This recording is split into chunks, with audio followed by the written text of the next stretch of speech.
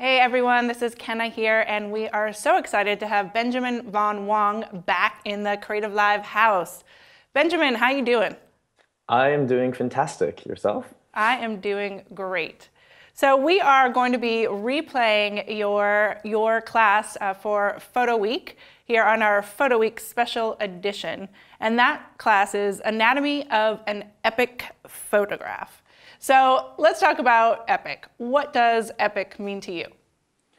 Epic to me, I think, means just making things really look larger than life, exaggerating perspective, making things look crazy. It's really, I think, a perspective and a way of looking at your images. And the word epic is a little bit overused. I mean, we use it a lot in the internet culture nowadays.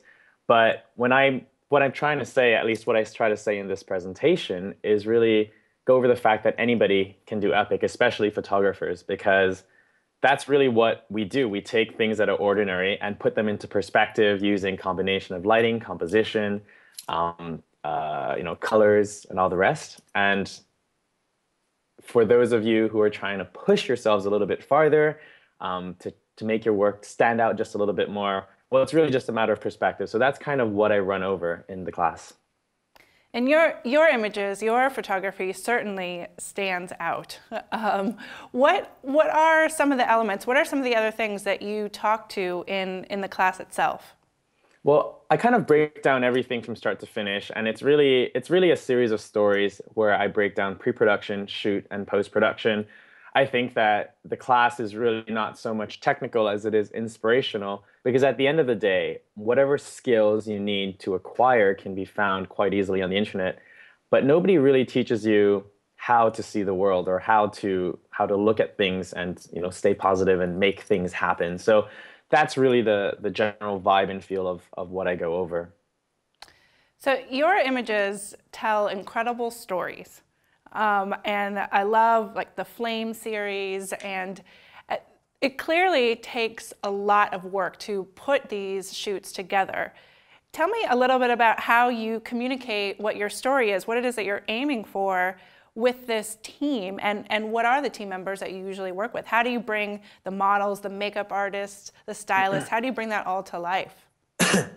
I think that when you look at the image and you try to grasp how it's all put together, it gets really overwhelming in the start. I mean, you look at it and it's like, wow, how did you find all the locations, the costumes, and everything? There's so many different elements. But if you break it down, it's actually the same basic elements that you find in every single photo shoot. You need to have hair and makeup, you need a location, you need models, you need your concepts, and you need to master your techniques. And like all of these things are these very repeatable things, except that they're scaled up a little bit larger. So when you explain to a model the concept, it's generally the same thing, except that instead of saying, well, we're going to do the shoot in the studio, I say today we're going to do the shoot on a cliff, or we're going to do the shoot in the middle of the water or underwater even. And that's usually what I find personally makes the shoots seem larger than life and seem a little bit more epic. On my end of things, I definitely always try to challenge myself and push myself farther, just because I think that I would really suck in a studio setting, just because the interest isn't there. Like what drives me is the adventure, meeting people, trying new things, and pushing myself farther. So every shoot is more or less indicative of that, and I constantly strive for bigger, better things, if you want to put it that way. So that's really interesting to me. What do you find is more valuable to you in the end? Is it the experience itself or that final epic image? Or can they be distinguished? I think it's a little bit of both, but definitely the adventure is what drives me and what pushes me to continue and create. Because photography to me is almost incidental. It just happens to be the means for me to do what I love to do. And what I love to do is I love to travel. I love to meet inspirational people. I love the adventures that come along with it. I love technical challenges. I love inspiring people. Like all of these elements just happen to tie into photography because it happens to be like the one thing that I'm half decent at doing. So I really don't have another choice if I want to get out there and do all this stuff. And I think the cool thing about that is that in the event that one day I get bored of photography for whatever reason, as it happens to a lot of professionals, if they do it too much, they get a little bit bored of it. well, I can transition one day and I can do video or I can do direction or I can do production. And it wouldn't really matter because I can still do what I love, which is essentially, that whole bringing people together, going out on an adventure, creating awesome stuff without necessarily locking myself down to a single trade. So, yeah, that's definitely, I think, probably something that distinguishes me a little bit more from the average photographer. I love that. Thank you for sharing that because it's so often we get caught up in what is that final image and that we're creating, whereas the creation of it really is the beauty of what we're doing. Thank you. I think so. Well, that's one of the reasons why I have behind the scene videos and blog posts of every single photo shoot I do, because I think that that journey on how it comes together is just as important as the final picture, because the final picture only tells half the story. That's right. I mean, how did everything all come together? Where did the concepts come from? And there's a lot of elements that come into making something like that possible. I mean, you might look at my work and say, wow, Ben Von Wong, you're amazing. But at the end of the day, if I didn't have these amazing people contributing to making this photo shoot, as amazing as it is, then I wouldn't have anything to shoot. I just have a camera with no subjects. So it is, at the end of the day, a very collaborative project. And, the behind the scenes enable you to tell that story. So those are very, very important to me. Yeah, I would think that when people look at your images and they look at the final product and they probably have similar questions that you hear over and over, which again makes having those behind the scenes videos so powerful. But what is one of the most common questions that you get when people look at your work?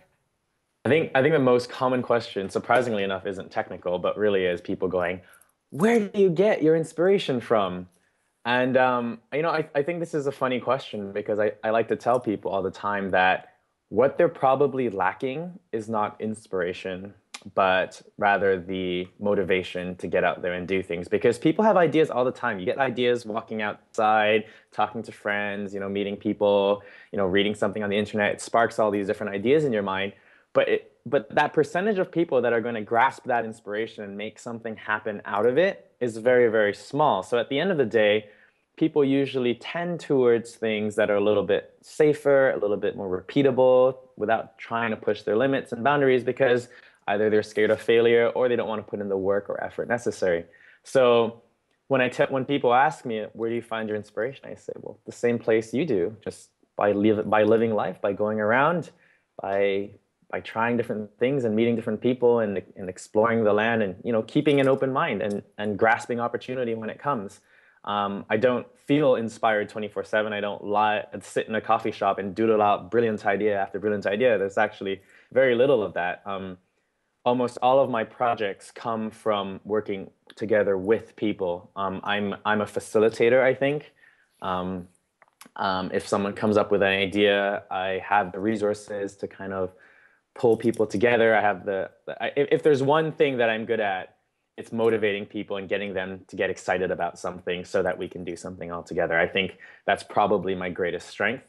And for anybody who's looking for inspiration, my advice is the next time you feel inspired, just go out there and do it. Make something happen right away. Don't ask questions. Don't think about how complicated it's going to be. Just get out there and do it, and you'll be surprised at what you can achieve. I love it. I think that's a theme that we talk about here over and over on CreativeLive because it is, there's so many people watching and so many people learning, but it's those that actually go out and do that are making a difference. Speaking of making a difference, I would love to talk with you and hear a little bit about this incredible project that you are working on right now, the Save Eliza project. Tell us how this all came about and how we can all get involved. Well, the Saving Eliza project is actually a completely random thing that just happened about a month ago. I was in the plane between Malaysia and Singapore, and I get this random email from editor-in-chief of Petapixel, DLK, just this plea for help that he had heard about this family off in South Carolina, also complete strangers to him, with a little daughter that had a 4-year-old degenerative brain disease. And if they didn't manage to raise $1 million in the next 2 months, she was never going to get a cure in time. So at the moment, there was a cure ready to go. All they need is the funding available. So they just need to raise money. And you think about it and you're like, the only thing, usually you hear about, oh, fund a research, fund something that's very nebulous and non-tangible, but this time around it was actually a cure that's ready to go, and the only thing that was missing was money. And they had fundraised on their own probably $250,000 in the last 6 months, which is amazing for a small little family, but there was no way they were ever going to meet their target deadline. So they needed a viral video. They needed something that would pick up enough media attention to go. And I was just reading that on the plane. I think it took me about 20 minutes of consideration of whether or not I was going to be able to do something like this. And I just replied, in 3 very basic lines, like, all right, I'm in. Not the best, but if they can wait a couple of weeks, I'll more than gladly fly myself over and make a video for them. So, a couple of weeks later, I bought myself a plane ticket, gave a conference to fund the trip, sold some T-shirts to fund the trip for another behind-the-scene videographer, and then we were just there, 3 strangers tagging along with a family for 10 days, and made a video for them. The video went live last Wednesday, and it's been featured on Huffington Post, New York Times, and a bunch of news sites, and has raised approximately 130,000 additional dollars in the last 5 days, which is great. But at the same time, we're talking about needing $1 million. So it's really, really hard to raise that much money. So it's all about just getting the word out there, seeing where it can spread to. We've released press kits for anybody who's got contacts in the media industry. The link is www.savingeliza.com for anyone who wants to go check out the video. It's only 2.5 minutes long. And really, if you can just share it, it will make a huge difference, because it's just about getting the word out there. I think we've received about $2 for every view we've had on the video. So it's a really high donation rate. We just need that video to spread. And we got some more news coverage coming up from ABC and whatnot. So fingers crossed, we'll see what happens and see how it goes. Well, fingers crossed for sure, Benjamin. Yep. That is an incredible story, and how amazing it is that you can impact one person's life in such an amazing way. And of course, not just Eliza, but her family, through the random connection of emails and then just going and doing it. So thank you for sharing that story, and let's see what the CreativeLive community can do to further that fundraising and get that video out there. Everybody, thank you again to Benjamin Von Wong. Where can everybody find out more about you and your site? VonWong.com. Just Google Von Wong. There's Von Wong everything on Twitter, on YouTube, and everything. So by all means, just Google me. I'm pretty much all over the place. And if you have any questions, feel free to email me. I do reply to every single email. Sometimes it takes about a month, but I do get through them eventually. And I'd be more than happy to hear about any feedback you have. Fantastic. Well, thank you for everything that you do, Benjamin, for this industry. And we'll see you next time. Thank you.